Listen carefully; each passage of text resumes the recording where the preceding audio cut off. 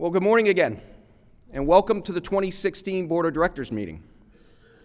I'd like to start this morning with good news and special introductions. In the United States and Canada, where the news so often speaks of labor unions, we are highly organized and highly workforce within the private sector. In fact, the most highly organized workforce in the private sector. But better yet, we are on our way to being both highly organized and unified. Would the Frontier Pilot Group leaders please stand?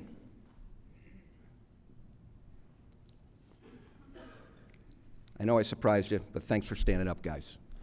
In April, Captain Brian Ketchum, the MEC chairman for Frontier, led a team of Frontier pilots into the association with overwhelming success. This merger between ALPA and the Frontier Airline Pilots Association was a great success. And when I say overwhelming success, I mean they absolutely crushed it. Of all the merger votes in recent history for pilot participation and positive engagement, they came out on top with 93%. 93% voted and 93% cast their votes in favor of a merger. Please join me in a round of applause for these pilots, and welcome to the board. Stand up, Joe. Thanks, man.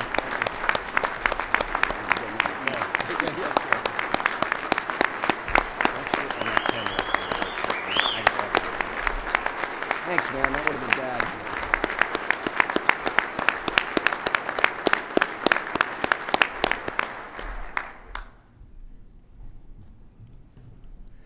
Now, would the pilot representatives of the Virgin America MEC please stand?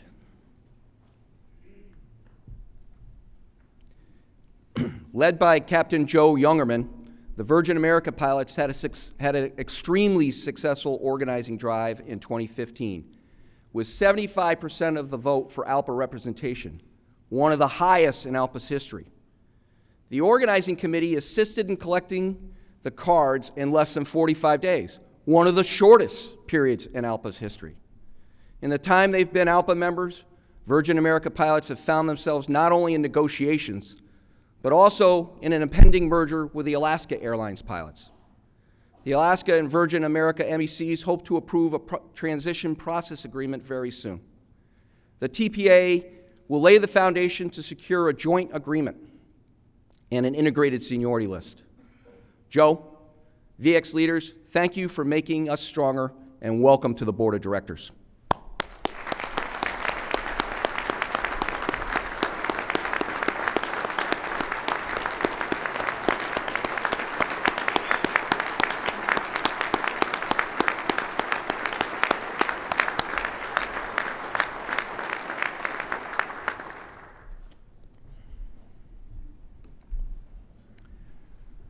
We've made good progress here, including JetBlue, who was at our last Board of Directors, 3 new pilot groups in as many years. And we're working to expand our presence in Canada as well. Air Georgian just entered the card gathering phase of the representation process. Not far behind is WestJet's 1,300 pilots strong. We're wrapping up the assessment phase here and quickly approaching the card gathering phase on this property as well.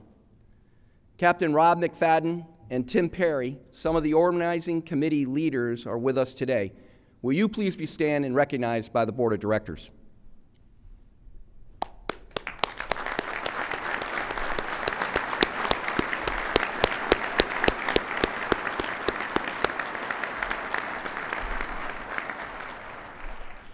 So there's a reason why we're gathering members.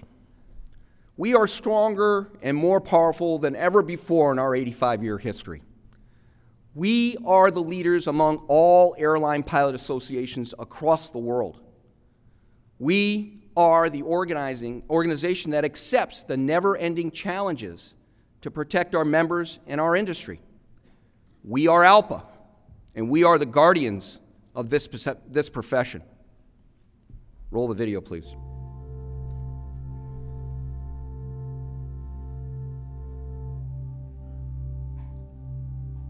What does it mean to be an airline pilot? I am well trained. I am highly qualified. I am a member of a competent flight crew. I deliver passengers and cargo. From departure to arrival, Day, night, rain, sleet, or snow. I wear the responsibility for ensuring that flying safely is synonymous with simply flying. We perform critical, difficult, and complicated operations every flight.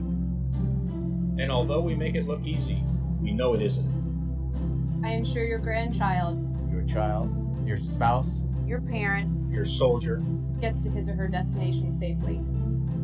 and that your special occasions are exactly as expected. What does it mean to be an ALPA pilot? We belong to something bigger than just our individual careers. we combine our passion for flying with our responsibility to promote, defend, and advance the profession. We carry the torch that has been passed down for 85 years. We carry it with incredible pride and a strong sense of ownership. We set the standards for safety and security, refusing to buckle. We represent airline pilots, no matter what aircraft they fly. What they carry, Or how many epaulets are on their uniform. We continue to lay the groundwork for the future of the profession so that others who follow will have a long-lasting, satisfying career. We embrace our individual roles to make aviation the safest mode of transportation the world has ever known. We are the largest non-governmental aviation safety organization. We are 54,000 strong. We represent the pilots of the United States and Canada. We are the voice of the profession. We are the Airline Pilots Union. we are the Airline Pilots Union. We are the Airline Pilots Union. We are powered by pilots. we are powered by pilots. We are powered by pilots. We are powered by pilots. We are powered by pilots. We are powered by pilots.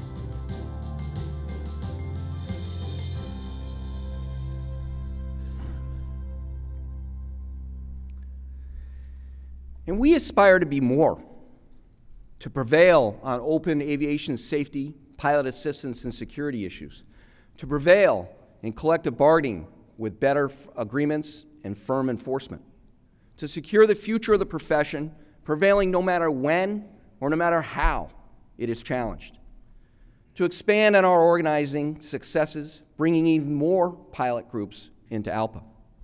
We aspire to be more. To achieve more, though, we have to do more. And for anyone who spends time in Washington or Ottawa, it is abundantly apparent that size matters. Being part of one union is our strength. It enables us to protect and advance the airline piloting profession. Look, I know that you know of the great responsibilities we have to our members. They stake their careers on our work. Our members' families are counting on us.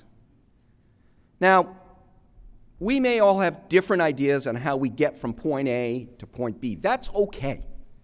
And that's how democracies thrive and grow. Differing opinions are expected, and yes, they're healthy. But if we want to do more, to aspire to greater heights, to move our profession to the next level for the future, then we must listen to each other. We must engage in civil debate. We must be cordial.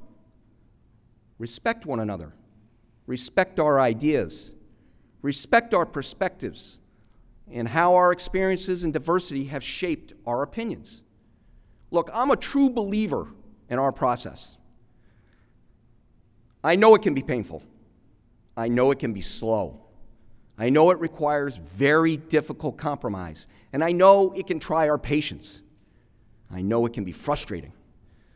But each of us, yes, each and every one of us, assume these burdens when we volunteered for or were tricked into our current positions.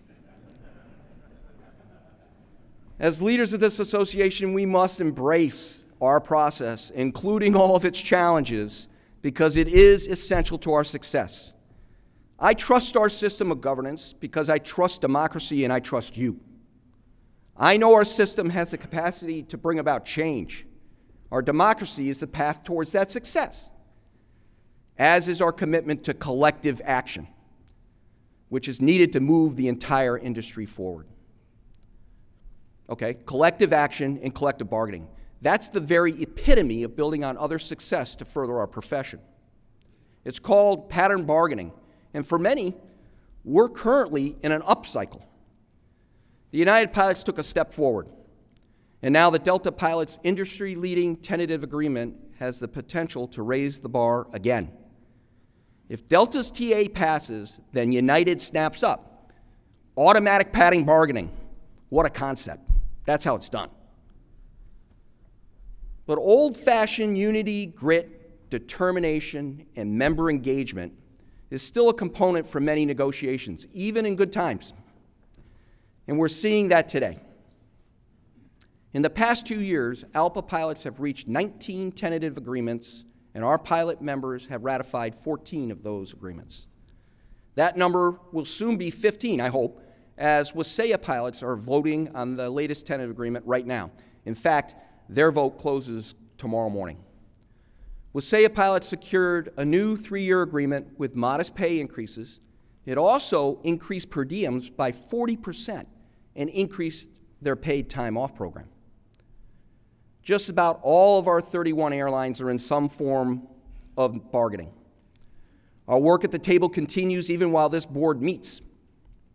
Negotiators for Hawaiian, JetBlue, and Spirit pilots are meeting with their company counterparts this week, continuing to work towards new agreements that will move the pattern forward for all of us. Right now, 12 ALPA pilot groups are in Section 6, and 5 are in mediation: Air Wisconsin, Delta, Frontier, Hawaiian, and Spirit. I'll give an update on those in mediation, starting with Delta. Thanks to the help of the mediators at the NMB and many others, Delta pilots negotiated an industry-leading tentative agreement. This TA increases their compensation, net of all provisions, by some $3.1 billion over the term of the agreement. If it passes, by 2019, the Delta pilot pay rates alone will have experienced an increase of over 30%. The Delta MEC met last week here in Washington, D.C. to study and consider the TA. The MEC has approved the TA, and it will now go out for the Delta pilots for their study and vote. Our leaders at Hawaiian are dealing with a management that is taking advantage of the Railway Labor Act process. They've been in bargaining for more than 15 months and are still far apart on economic issues. To be clear, the Hawaiian pilots have done everything right, and there's no good reason why their issues have not been resolved. ALPA, as a result, is pressing the National Mediation Board to recognize an impasse, proffer an arbitration, and leave it to the parties to decide on whether to move into a cooling-off period and start the clock running. I'm hoping that this very profitable company will heed the pattern of the industry, and this negotiation will come to a conclusion very soon. In some segments of the industry, ultra-low-cost carriers in particular, management teams are still looking to prop up their business plans on the backs of our pilots. And 2 of our pilot groups, Spirit and Frontier, are fighting for those days to come to an end. Spirit pilots had their first NMB-mediated session last month in Fort Lauderdale. They recently rallied nearly 100 Spirit pilots along with fellow pilots from Frontier, Southwest, and Republic at DFW to show their resolve for a new contract that includes industry-standard compensation. Spirit Airlines is one of the most profitable airlines in the United States. Last quarter, the company reported a net profit of $73.1 million.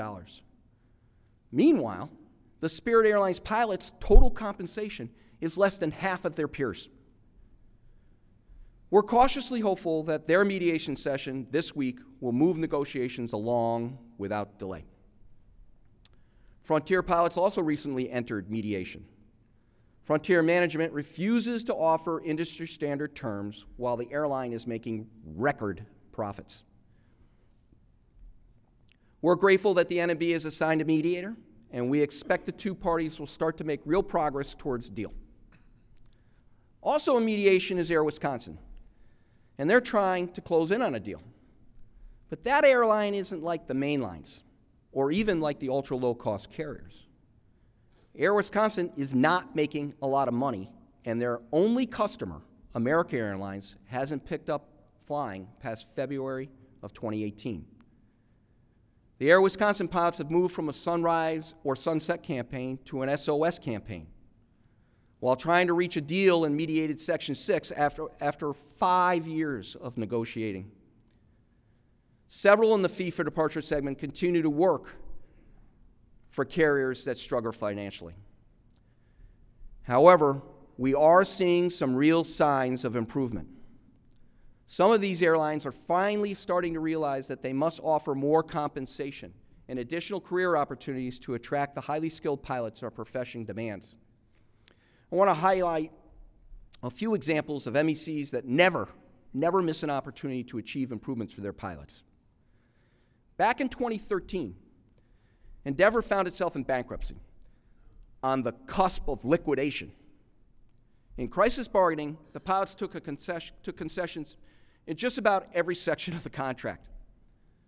However, through the MEC's focused approach on solving their problems one issue at a time, they've negotiated over 30 letter of agreements since their restructuring agreement, improving pay and benefits for their pilots. Endeavor is not the only ones using these tactics. Envoy, Piedmont, and PSA are also taking these opportunities to make gains for their pilots. At Jazz, the pilot leadership negotiated a collective bargaining agreement that has already moved 280 pilots to Air Canada under the Pilot Mobility Agreement. As everyone knows, after 4 fatal airline accidents over a 6-year period, ALPA finally got the attention of Capitol Hill and the safety professionals at the FAA and the NTSB. Through ALPA's efforts, we focused that attention on the need to improve the training, qualification, and flight experience requirements for new hire first officers entering our cockpits. It also improved the catalyst to overhaul and improve the flight and duty time rest requirements. ALPA's efforts resulted in the Airline Safety and FAA Extension Act of 2010, which led to FAR Part 117. This law significantly improved training and qualification requirements for first officers. This law and the resulting regulations improved safety. Pure and simple, improved safety. But some stakeholders in the industry argue that this law and those regulations created barriers to entry for our profession. Any motivated individual who wants to become an airline transport pilot could have easily climbed over these barriers in the 2 years plus since they supposedly became an obstacle. We all know the real reason why aviators haven't pursued their desire to fly the line. It's because the pay and benefits are too low and there isn't a clearly defined career path. Look, it's this simple. We are not going to tolerate any adjustments to important safety rules just to solve an economic problem for our employers. Overall, our collective action is having an effect. Our drive to improve our profession compels us to set our differences aside and make the pattern bargaining gains that bring all pilots to a new industry-leading standard. Well, we're not where we should be. I get that. I believe that as a whole, we are improving more rapidly than in any other time in my 26-year career. Now, none of our efforts in collective bargaining will matter if we don't make progress on some very important advocacy issues. Issues like the Middle Eastern carriers and Norwegian Air International. Our campaign to deny NAI embodies the strength that comes from our collective action. It's living proof of an issue that bridges us beyond the boundaries of generations. The 31 different airlines that we fly for. The number of seats in our aircraft, or what we carry. To be clear, Norwegian could go a long way towards shedding their label as a flag of convenience airline by agreeing to hire pilots on contracts in the country where the airline holds its operating certificates, or the United States. While they may appear to be doing this in practice, Norwegian's refusal to give the U.S. government their commitment in writing is very telling about their true intent. Because let's be clear here, if Norwegian Air International wins, it will be the first, not the last, to undercut our wages and our careers. We recently started a social media campaign to put the face to our fight for our jobs. And just days into the campaign, pilots from multiple pilot groups, including United, Delta, and Piedmont, have shared messages about why they deny NAI. Our industry partners are also engaged.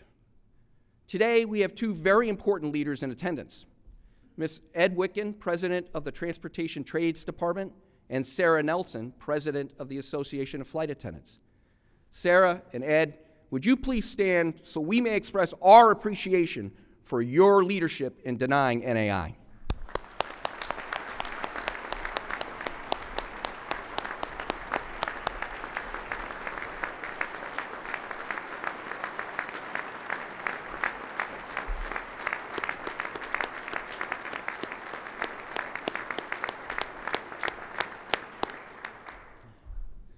United guys got on their feet so quick no one could see you. Thanks, United. ALPA continues to add co-sponsors to H.R. 5090 legislation that would prevent NAI from operating in the United States under their current business model. We are currently at 161 co-sponsors. And during this year's ALPA hosted If ALPA convention, all 100 plus pilot associations resolved to band together to stop this flag of convenience scheme. Pilots from around the world are joining us in this battle. Several of these important leaders are with us today. Captain Dirk Polacek, President of the European Cockpit Association, Captain Evan Cullen, President of ALPA Ireland, Captain Jack Neskar, International Director, Norwegian Airline Pilots Association. Gentlemen, please stand so that we may express our appreciation for your continued support to deny NAI. Thank you.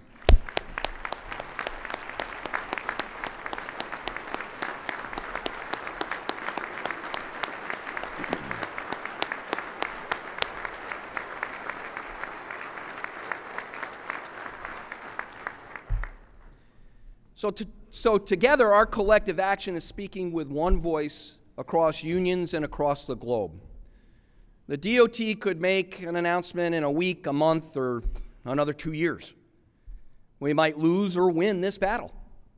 But rest assured, our campaign to halt the expansion of flag of convenience airlines will continue. The big three Middle Eastern carriers, or ME3, are also bringing together the industry in a common cause. ALPA is a member of the Partnership for Open and Fair Skies, along with many other unions, and Delta, United, and American Airlines.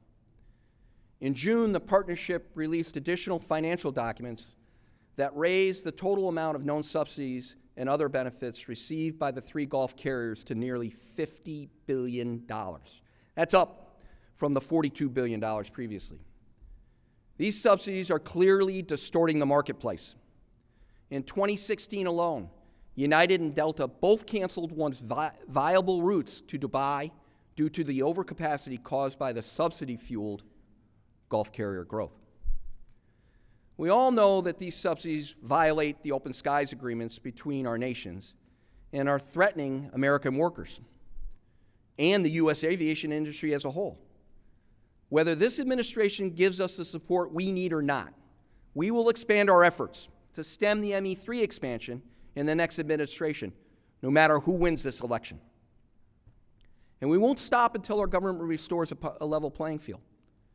Our experiences with NAI and ME3 give us great pause, though, when it comes to other trade deals the United States is considering. It is clear that real enforcement of these agreements is not guaranteed, regardless of the language in the trade agreement. The Trans-Pacific Partnership, or TPP, is pending before Congress right now. That agreement has the potential to cost U.S. airlines thousands of ground-based jobs. Our machinists can move to Japan, our customer service reps to Singapore, our payroll specialists to Peru. The agreement does have some labor protections in it, but to tell you the truth, we have no faith that we should expect those protections to be implemented. It's up to our government, Democrats and Republicans, to rebuild our trust in free trade. That trust would come in handy when we look to upcoming deals like the Transatlantic Trade and Investment Partnership, also known as TTIP. But we're not going to wait until the deal is done to influence the process. To be clear, the EU is seeking wholesale destruction of our foreign ownership, control, and cabotage laws. It's up to us to make sure that day never comes. So let's turn now to address our safety, security, and pilot assistance priorities. First issue, known crew member. We've got some good news here. We're in our 5th year of continuing to work with the TSA in expanding known crew member and making our members' work lives easier. As of today, over 57 million crew members have gotten through security faster using the advanced screening program. The next step is to add our Canadian pilots to the system, and we're continuing work on that in the U.S. First up will be Jazz. But we are meeting some resistance with the Canadian government in establishing risk-based security programs of their own. Now, rest assured, we intend to raise this issue at every level until we get the answers we need for our Canadian crew members. Many of our crew members also use the pre-check program, another risk-based security program. Currently, pilots in uniform can use pre-check, but only at the discretion of the local TSA authority. Good news, that's all about to change. I'm very pleased to inform you that the TSA Administrator, Admiral Peter Neffinger, has heard and acted on our strong recommendation to create a nationwide policy that will permit uniformed crew members with proper ID to use pre-check at all locations. In addition, we expect that the TSA, in collaboration with several airlines, will now also permit pilots wearing civilian clothes, again with proper ID, to use pre-check when they're traveling on their own airline or code-share partners. We'll be making an announcement to the membership about these 2 pre-check changes once the agency is ready to implement them at the local level, which we expect to be very soon. So watch for that great news to share with our members. Next issue, safely transporting hazardous material, including lithium batteries. So we've seen some great progress this year, but there's no question that more needs to be done. There's no rational reason why lithium batteries are prohibited as cargo on passenger aircraft, but can still be carried on cargo aircraft. There's just no rational reason here, and it must end. On the undeclared hazardous material front, we have started an initiative to reduce the large number of airline incidents, including some accidents, involving shipments of undeclared hazardous material. To combat this problem, ALPA is taking an active leadership role in finding a safety solution. We've identified 4 areas of focus. 1, enforcement and education of existing laws and regulations. 2, increased packaging inspections, including random inspections for undeclared dangerous goods. 3, increased penalties.